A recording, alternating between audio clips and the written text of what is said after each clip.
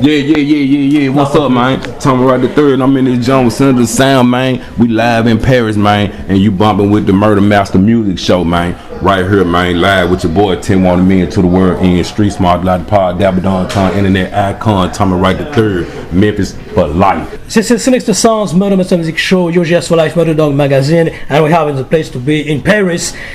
Godfather of Memphis, Tommy Wright the third, one-man gang, man, Memphis, one, Street Smart Records, you know what I'm saying? Manson family, we got Anton represent. And we got the originals in here. Make sure y'all go and stream these. They'll be back on streaming real soon. Behind this closed door. Man, ass to ass, behind closed doors. You know what I'm saying? We going all the way through it. The real on the run with me, Lil Chat, man, and the team. And you know what? Red letters. You know what I'm saying? That's how we roll. So back to what I was saying. Well, this is on streaming right now. Just came back. But you know what, y'all? We were just talking about, man. Respect to some OG, original Spanish Fly, man. Club Expo, Club Rainy J, Disco Hound, Melvin Cooking Jones. Yo, man, much respect. Tell us about a time in Club Expo, Club name, the Gangsta Walk era. You know, the Bourbon family at time, but it was 10 years before you. 86, 87. Yeah, you gotta go way back. And we can't leave out Pretty Tony if we're gonna talk about getting booked. Get Buck, SMK, Gangsta Walk. Oh yes, man, those were classics. And not only that, you know, I was really trying to find my way. I was trying to get into music then, but you know, I really just, you know what I'm saying, was just starting out and working on, you know what I'm saying, building my studio and everything. But I looked up to them guys. A lot of time you produce a lot of also for production. We got also Maceo who did the entire Manson family, and also you was from Riverside area called BIC, Black Haven Zone or White Haven. I come up in Riverside, but then we moved to White Haven. Man, you know what I'm saying, when I got a little older. And then just to go back for a little bit, I only met Maceo, you know what I'm saying, when I was like, man, after I had got way deep in the game. I had already made most of my albums and 20, 30, 40 mixtapes before I even met the guy. So, you know what I'm saying, man, I started young, bro. And also Four Corners, Pimpinville. FCP. Four Corners, man, you know what I mean? I wish, man, you know what I'm saying, we still, you know, had a lot of the legends from Four Corners, but a lot of them passed away, you know what I mean? Robert Earl, a lot of people moved, MJ, me, but Brian, all of them guys, they still down there holding it down. Terry, man, you know, man, I mean, you know, this is always in my heart. And it's crazy because your parents was deaf, and you have the musical talents even at school. You was one of the first to do the trombones, the tubas, all that. Yeah, but you know what? At school, you have the music in your soul, your mind. I don't know how. I don't know why. It really came from the block. It really came from the people on the streets. Because you remember, you got to think about it. If my parents are deaf, they never played music. They never hear music before. They never hear my music. They never heard it. They have to sort of, you know, read the titles, and then when they read the title, they say, "Oh, this what you talk about." And then they see the pictures. So when they see me throwing the finger signs on Genesis, man, you know what I'm saying? I know you talking about something wild. So that's how it be. And also, a song was crazy, was World Call. You dedicate all the Memphis from Against the Black, from a Spanish Fly, all because I love Memphis like to the core. And I always, you know what I'm saying, wanted us to be together. I always wanted us to click tight and bond. And and I feel like, you know, everybody deserves a shout out. So yeah, I think I was one of the first people to do that. Yeah. I had a video in mind, but you know, back then it wasn't easy to do a video. And what was the first? We good. Yep, we good. One of the first was Freakmaster at time. Freakmaster was hard. Give me what you got. Yes, Freakmaster was great. I went to Freakmaster studio as a young dude. Freakmaster already had a map on the wall of everywhere he was hot and where he was cold. He had thumbtacks. And a blue thumbtack, he was cold. Hot thumbtack, I mean a red thumbtack, that means he was hot. And man, his map was covered with red. He was doing it. I respect Freakmaster. He had singles, he had airplay, he had like, I mean, just commercial success and mass appeal from the beginning. And man, I was honored to be able to go to his studio and just see how he work and how he get down. But now, I just, you know what I'm saying, I have to like see him, you know what I'm saying, in passing. But man, now it's much respect to the OG, and I'm glad he's still here. At time also, you got a song was done by Paul, was Shoot to Kill '92, and he was at the parents of Paul and Lord. It's crazy. Yeah, and the first person who actually did that beat for me was like Lord Infamous. Yeah. Yeah, but then that was the first version. Shoot to Kill that you all heard was the second version. We can't find the first version that Lord Infamous actually did the beat to. So I ended up doing it on another beat. I actually did Shoot to Kill just to go to Club 380 Bill. Yeah, I did. Yeah, Studio G. It was Studio G. Yeah. So I was maybe the first French to go to Club Expo, Club 95, Lamar Avenue for 69, Crystal Palace. Yeah. Got a lot of clubs. It was crazy at the time. And man, you got Joe's Bond. Yeah. Say Razor J, rest in peace. DJ Sonny D, rest in peace. Joe's Bond was crazy. And I was there, I was there trying to get recognized and trying to get heard.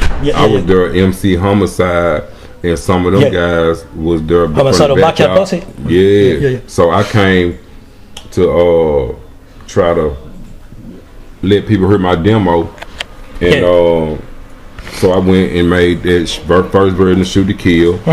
It was another couple of people there, Snowflake. A lot of people there was there to rap that night. That was the first night I ever heard of Spice One. Man, you talking about real early in the game. Yeah. And then after we left there, you know, man, I just made sure that I never stopped rapping. Yeah. And one of the things with you difference is you have the Tupac feel. When you listen to Feel Me Before They Kill Me, you can feel the pain, you can feel the struggle, you can feel the. You can feel this. You can feel it. You can feel it. I gotta be real. And what you were one of the rally to get that in Memphis. Well. Yeah, for me. Man, I tell you though, if you know. When I'm doing music, I do the real music based on what I'm going through, especially at that time. It was exactly what I was going through, exactly what I was feeling. And my shit always, man, been up and down, problem. So that's what you got out of my music, and I didn't want to make no bullshit. Yeah. And all the cover was done by Blake Franklin, Selectoids, who did the guitar also for Behind These Closed Doors. It was the track, the first track. It's I'm Turned Out. Done by Blake Franklin. Done by Blake Franklin guitar. Yes. It's a Magdalene of Memphis. Yes, and and he was we did it in his father's studio. Yeah, Sam Phillips, Sam Studio, and Johnny Phillips. Well, Blake. Yeah, Blake Daddy is somebody different. Yeah. Blake Daddy was not in the Phillips family, but Blake Daddy had a great studio, and Blake played the guitar. His daddy recorded it, and then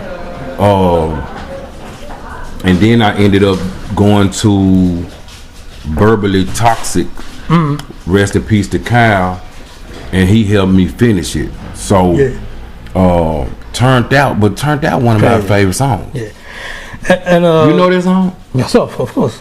Turn up because we have an interview Black Franklin. You know I smoke weed. Come in the house with my eye ready fat cause I'm high quick to make all these bitch niggas bleed. 20s and 50s, these junker they hit me to give me to sell them this crack with no cut. Look at my wrist, it been 20 minutes. They back with their friend, asking for double up. Working my way to the top with a Glock in the shop in the spot for my bitches to hoe. Mama's upset about the bitches I check and she wishing another career out of chose. Man, that was a Memphis. nice song. One. That's my song. Turned out. Yeah. Go play. And you got Lil Chat. A lot of people don't know on Gangsta Forever. On the run. Yeah. It's crazy shit. Lil Chat on crazy. 5. She was part of Talented Man. Yeah. We got so many songs, man. Yeah. We got also on Behind the Closed Doors with Two-Faced. Yes. Two-Faced. Rest in peace to Two-Faced. Yeah. He passed away. I was close to C9. I talked to him. You did. I remember. We close to yeah, C9 all the time. He liked you. Yeah. I remember that. C9 was always, man. He was always easy to Princess talk Loco. Princess Loco, rest in peace. Yeah, I know you. Princess It was a lot Loco. of pain for you because she Princess was, Loco, man, is like she was the first member. She was like the first member. A lot of people don't know that, but we met as kids, and then we hooked back up as teenagers. And man, she started making those hits, man, 14, 13, 15, and I was like, man, on her in that studio all the time. Yeah. One track who impressed me was Fugitives of NOG. It's crazy. And the production you did 9 minutes mayhem. It was way it was ahead of his time because we got the first trap, it was the trap before the trap. It was the trunk before the trunk. Wow. It was very ahead of the time. What you did for this track? And your inspiration, do you sample something for this track, Fugitives? Nope. No? Fugitive had no It was a synth? It was all me playing. And you remember what kind of synth, all that? For track? It's definitely 4-track. Hell yeah, it was 4-track. Yeah, 99% yeah, 4-track. And that's crazy. But the keyboard was Korg X3. And so you'll probably still find that keyboard, but it's crazy. Yeah, I played 9 minutes. In short.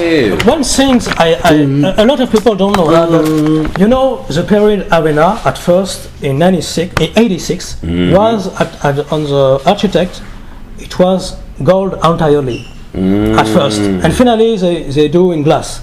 But one thing, it's 91 Period Arena started with the Memphis, MSMK, Pretty Tony, Spanish Fly, and for me, you know, the era of Memphis is some dark sickness, and because too much taking for, and you know the Memphis Pyramid maybe is Masonic or something, and you get the vibe, the vibration of the Memphis.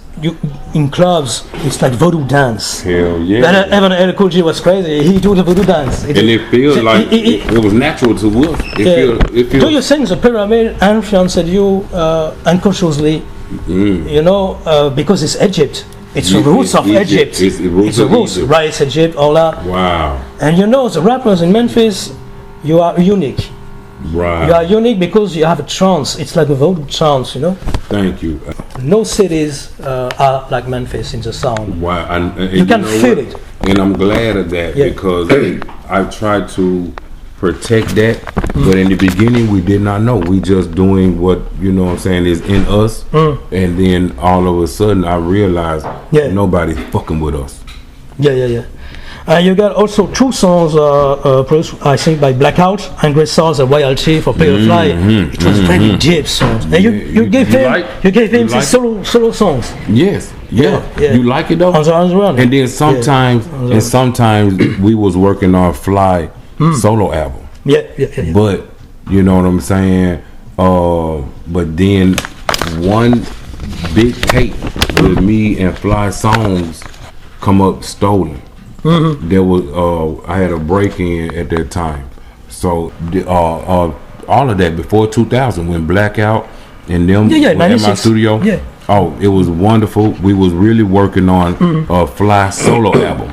And then after we went on tour, there was one guy that wanted to sign us, Super Six. Okay. He said, I want to sign you off. And I told Fly, no, we don't need him. We go to Selecto Hits. Yeah.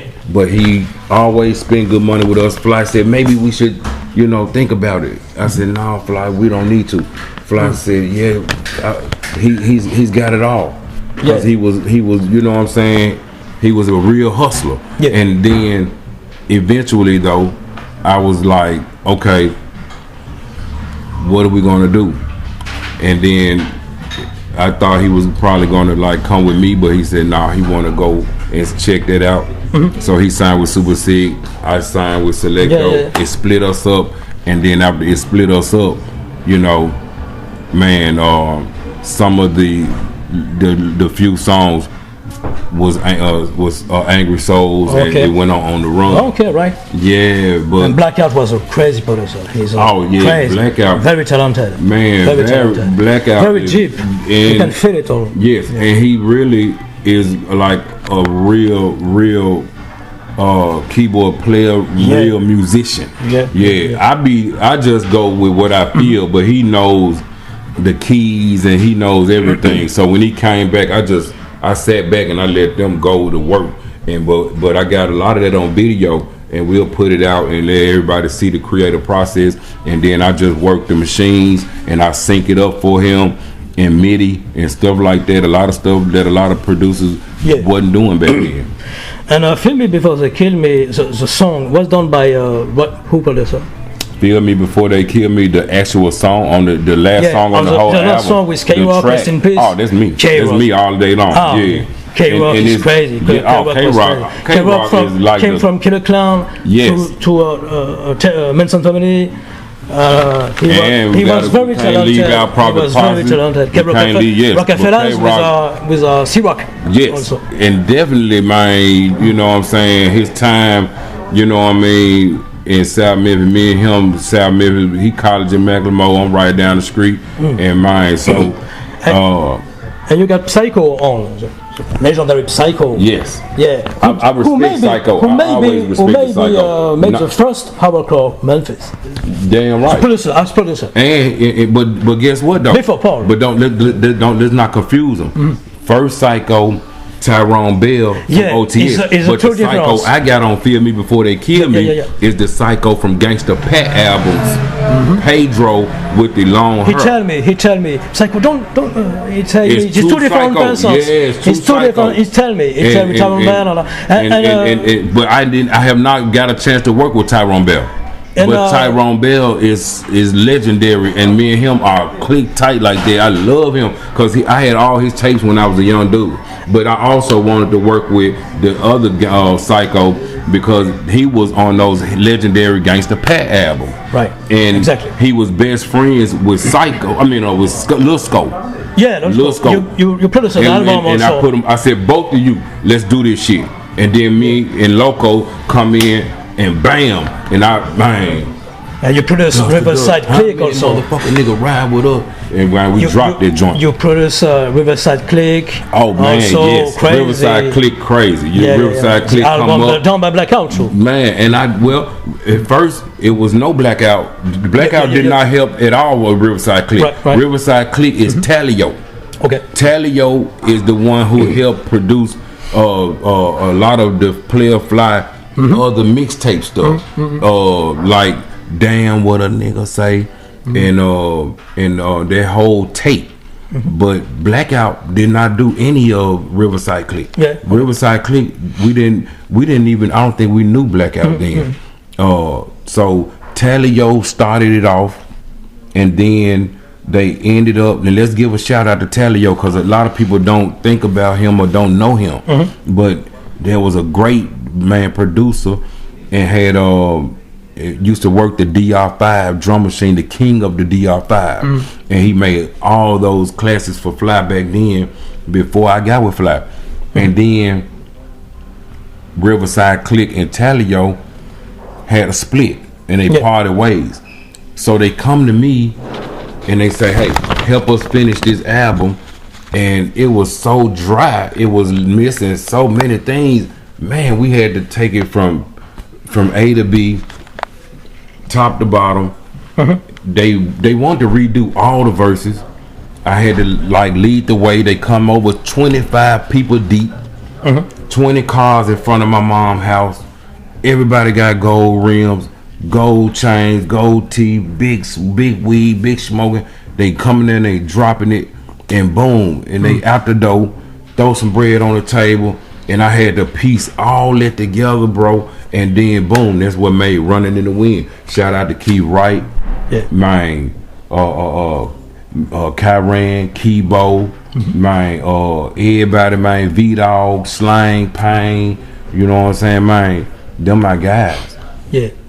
And one thing, on you got Insane Wayne on Buck Like Us, Radio Grill, and Take We Get Out on Manson Family. It's the same cool. Insane Wayne of Brother of My Boy? No. Not the same. One, yeah, and that's why I like people to get like, original names so they don't like get confused. You got different Lil E. I hate that. But he had that name first, so I did not want to change it. But yeah, he come from Arkansas, West Memphis, Arkansas, our neighbor. We like this right here. And I used to go over there, and they used to always ask me, hey man, you know, help us out, produce us. And I was like, okay, you know, let's give it a try. And that's when I started working with the whole Manson family. But Wayne is Lil Jack's best friend, and that's who he would click tight with. And man, now he go by Young Coke, cool ass rapper, man. Cool dude. We got also PSK 13 of on Gunshots. PSK 13, man, Gunshots is one of my favorite songs. Yeah. Man, I'm talking about Bro. Yeah, that's one of my favorite songs. Gunshots. That's all I'm hearing is them gunshots. Man. Underground Thugs, I'll see. Underground Thugs. Did you know PSK 13? Of course, yes. Oh man, we done made a Mr. Mississippi show. He been in Murder Dog many times. Of course he did. Yeah, of course. K-Reno, Gangsta Nick. K-Reno, Gangsta Nick, SPC, Apocalypse. Yes, look, sir. He come to Memphis. Come to my studio. Yo, I want to work with you. I mean, he was so cool. PSK 13, if you mind, you know what I'm saying? If you checking out this interview, get up with your guy, man. I ain't talk to you in a minute, man, and you know you my dog, man. You know we need to tap in, but yeah, he come through. Yeah, real professional, straight to the mic. Cut that. I got that track. Me and Maceo did that track, and dude came in there and ripped it, man. And then Endo came in, and I wrote my verse in 5 minutes, and K-Rock, oh my God. K-Rock, rest in peace. We don't even want to talk about K-Rock. He was very, very talented. We don't want to talk about crazy. K-Rock is, yes. And he can write it as fast as he can say it. And bro, and it's going to be dope. So, Gunshots a dope song. Yeah. Also, Evil Son Crucifix. Also, the song was crazy. That's crazy too. That's crazy. I wish those songs were bigger. I wish those songs were more famous. I wish people really rock with that song. Yeah. But hey, you never know. When I re-release it, when I reissue it, it may pop off more than it did the first time. Everything does that. True, very sick song was Junkie Junks. It's crazy. It's hypnotic and Suicide. Suicide was very deep. Suicide was a very deep in minds. It was crazy. Hey, Suicide really. I got that motivation really from Mad T-Dog. It's just Scarface Al Capone said Murder Dog is in town. Come in. Which one? At time, Scarface tell you that Murder Dog was in town in Memphis. He said you come, say Murder Dog for you. Man, bro. Welcome to Memphis. You know what I'm saying? Yes, MEM, man, style, bro. You know what I'm saying? We live right here in Paris. Yes, sir. Live, man. You know what I'm saying? Live and direct. For the world premiere, man. You know what I mean? Murder Music Show. DJ Sonny D. Raider J, man, was legendary. Sonny D. Disco Hound still here. Yeah. Disco Hound was there with us too at the party. Disco Hound was there. Yeah. And then Disco Hound just got a plaque not long ago for Dana Dane from Melvin Cook and Jones. Yes, so you know what I mean. So yeah, that there's them some real people to me. Them some cool people to me. Yo, what's up, man? Tommy Wright the third, 10 wanted me to the world in street smart like the pod, Dapper Don Tom, internet icon. Yeah. What's up, man? Tommy Wright the third. I'm in this joint with Senator Sound, man. We live in Paris, man, and you bumping with the Murder Master Music Show, man. Right here, man, live with your boy 10 wanted me to the world in street smart like the pod, Dapper Don Tom, internet icon, Tommy Wright the third, Memphis for life. Memphis 1.